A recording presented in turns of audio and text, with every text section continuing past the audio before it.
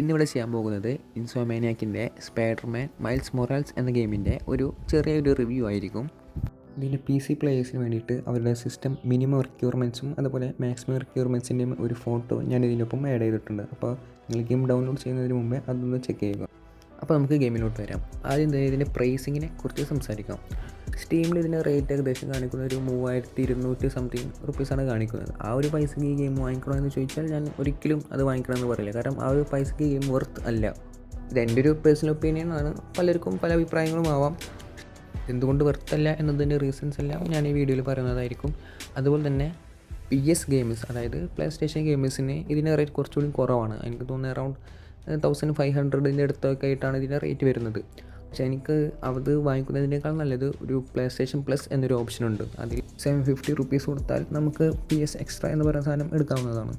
ഈ ഗെയിം മാത്രമല്ല, അതിൻ്റെ കൂടെ തന്നെ നമുക്ക് ghost of Tsushima, god of war, last of us, അതുപോലെ കുറേ ഓൺലൈൻ ഗെയിമുകളും കാര്യങ്ങളൊക്കെ നമുക്ക് ആ ഒരു പാക്കിൽ നിന്ന് കിട്ടുന്നതായിരിക്കും. ഇതിൻ്റെ മെയിൻ അഡ്വാൻറ്റേജ് എന്താണെന്ന് പറഞ്ഞാൽ സ്റ്റോറി ഗെയിംസാണ്. നമ്മൾ മെയിനായിട്ട് സ്റ്റോറി കളിച്ച് കഴിഞ്ഞാൽ പിന്നെ ഈ ഗെയിമുകളൊന്നും സാധാരണ നമ്മൾ കളിക്കാറില്ല. അപ്പോൾ അങ്ങനെയൊക്കെ ഒരു ഓപ്ഷൻ വരുമ്പോൾ നമുക്ക് ഈ ഒരു ഇതെടുക്കുന്നതാണ് നല്ലത്. ഒരു മാസം നമുക്ക് ഒരു 3 ഗെയിം തന്നെ ഒരു മാസം കൊണ്ട് തന്നെ സ്റ്റോറി മോഡ് നമുക്ക് തീർക്കാവുന്നതാണ്. അതല്ല നിങ്ങൾക്ക് ഇതൊരു മാസം കഴിഞ്ഞാലേ നിങ്ങൾക്ക് കംപ്ലീറ്റ് ചെയ്യാൻ പറ്റുള്ളൂ, മെല്ലെ മെല്ലെയാണ് കളിക്കുന്നത്, നിങ്ങൾക്ക് ഇടയ്ക്കിടയ്ക്ക് ഇത് വീണ്ടും റീവൈൻഡ് ചെയ്ത് കളിക്കണം എന്നുള്ളവർക്കാണ് ഇത് ഓൺലൈൻ വഴി വാങ്ങാം, അല്ലെങ്കിൽ CD ആയിട്ടും വാങ്ങിക്കാവുന്നതാണ്. എൻ്റെ ഒരു പേഴ്സണൽ എക്സ്പീരിയൻസ് ഈ ഗെയിം കളിച്ച് കഴിഞ്ഞിട്ട് എൻ്റെ ഒരു എക്സ്പീരിയൻസ് ചോദിച്ചാൽ എനിക്കൊരു എവറേജ് എക്സ്പീരിയൻസ് തന്നെയാണ് ഇത് നൽകിയിട്ടുള്ളൂ. കാരണം അത്ര മികച്ചൊരു ഗെയിമായിട്ടൊന്നും ഞാനിത് പറയുന്നില്ല. അറ്റ് ദ സെയിം ടൈം വളരെ മോശമായിട്ടുള്ള ഒരു ഗെയിമും അല്ല.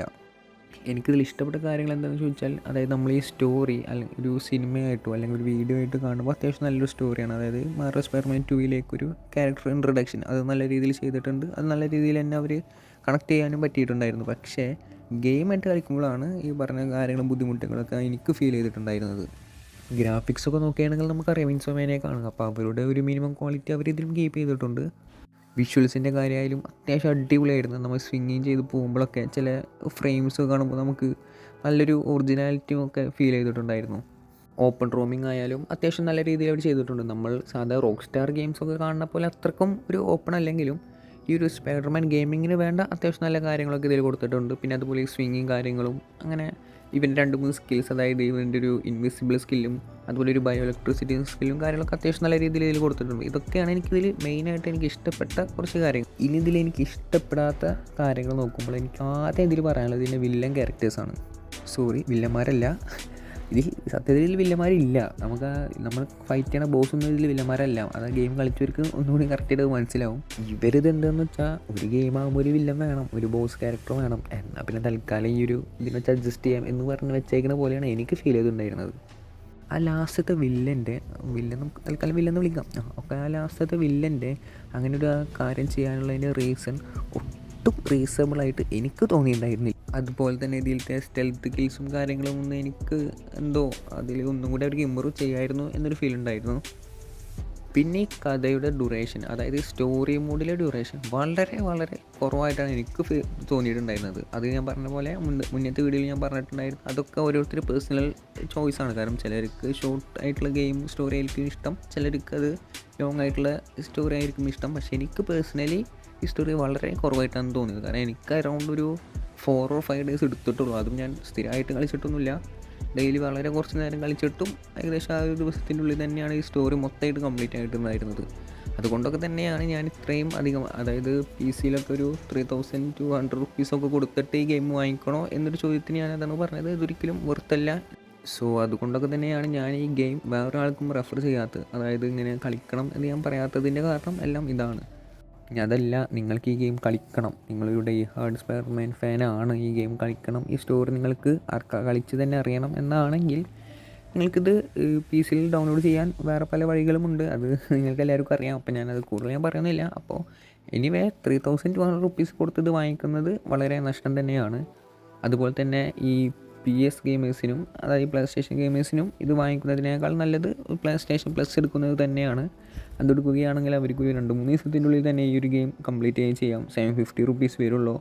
അത് കഴിഞ്ഞാൽ ഇവർക്കിത് ബാക്കി ഗെയിംസ്, അതായത് വേറെ കുറേ AAA ഗെയിംസും കാര്യങ്ങളൊക്കെ അതിൽ ഫ്രീ ആണ്. അപ്പോൾ നമുക്കതെല്ലാം കളിക്കുകയും ചെയ്യാം. സോ എനിക്ക് തോന്നുന്നു അതാണ് ഒന്നും കൂടി നല്ലൊരു ഓപ്ഷൻ. ഇത് ഡയറക്റ്റായിട്ട് നമ്മൾ ഇത് വാങ്ങിക്കുന്നതിനേക്കാൾ നല്ലത്. അല്ലെങ്കിൽ പിന്നെ CD വാങ്ങിച്ച് അത് റീസെയിലൊക്കെ ചെയ്യാം. അതിന് മൊത്തത്തിൽ ബുദ്ധിമുട്ടാണ്. അപ്പോൾ ടോട്ടലി ഞാൻ പറയുകയാണെങ്കിൽ ഏറ്റവും simple option for PlayStation gamers taken PlayStation extra and for PC gamers you know what to do. അപ്പോൾ ഇതൊക്കെ തന്നെയാണ് എൻ്റെ ഒരു പേഴ്സണൽ എക്സ്പീരിയൻസ് ഈ ഗെയിം കളിച്ചിട്ട് മൂലം. പിന്നെ എനിക്കിതിലൊരു കാര്യം കൂടി പറയുന്നത്, ലാസ്റ്റ് ഒരു മിഷനുണ്ട്, ഫൈനൽ മിഷൻ. അത് എനിക്ക് കുറച്ച് കൺഫ്യൂസിങ് ആയിരുന്നു. കാരണം അതൊരു പുസിൽ പോലൊരു സെറ്റപ്പ് ഉണ്ട്. ഒരു കറണ്ട് കമ്പി അങ്ങോട്ടും ഇങ്ങോട്ടും കണക്ട് ചെയ്യണ പോലത്തെ ഒരു സ്കീം. അത് കഴിഞ്ഞ് ഒരു ബ്ലോക്ക്, അതായത് ഒരു ബ്ലോക്ക് നമ്മൾ ലൈറ്റ് കത്തിക്കണൊക്കെ ഒരു മിഷനൊക്കെ ഉണ്ടായിരുന്നു. അത് ഞാൻ കുറച്ചതിൽ വെള്ളം കുടിച്ചിട്ടുണ്ടായിരുന്നു. അതെന്തുകൊണ്ടാണെന്ന് എനിക്കറിയില്ല. ഒരു സിമ്പിൾ ഇതായിരുന്നു, പക്ഷെ അത് എങ്ങനെ കിട്ടും എന്നതിൽ ഞാൻ കുറച്ച് പെട്ടിട്ടുണ്ടായിരുന്നു. ബാക്കിയെല്ലാം മിഷൻസും അറൗണ്ട് സിമ്പിൾ തന്നെയായിരുന്നു, അത്ര ബുദ്ധിമുട്ടൊന്നും ഉണ്ടായിരുന്നില്ല. അത് ഫൈറ്റ് മിഷൻസ് അല്ല ഞാൻ പറഞ്ഞത്, ഒരു പുസിൽ പോലത്തെ ഒരു മിഷൻ. അതൊന്ന് കത്തണം, അത് കത്തിയുണ്ടായിരുന്നില്ല എനിക്ക്. അതുകൊണ്ട് കുറച്ച് ടൈം എടുത്തു അതൊന്ന് ഫിനിഷ് ചെയ്യാൻ തന്നെ. സോ ഇന്നത്തെ വീഡിയോ ഇവിടെ അവസാനിക്കുന്നു. ഇഷ്ടപ്പെട്ടെന്ന് വിചാരിക്കുന്നു. ഇഷ്ടപ്പെട്ടെങ്കിൽ ലൈക്ക് ആൻഡ് സബ്സ്ക്രൈബ്. സോ അടുത്തൊരു വീഡിയോ ഞാൻ വിചാരിക്കുന്നത് ഒരു ഗോസ്റ്റ് ഓഫ് സുഷിമ ആണ് വിചാരിക്കുന്നത്. എന്നിട്ട് നോക്കാം. അപ്പോൾ അടുത്ത വീഡിയോ കാണുന്നവരെ ബൈ.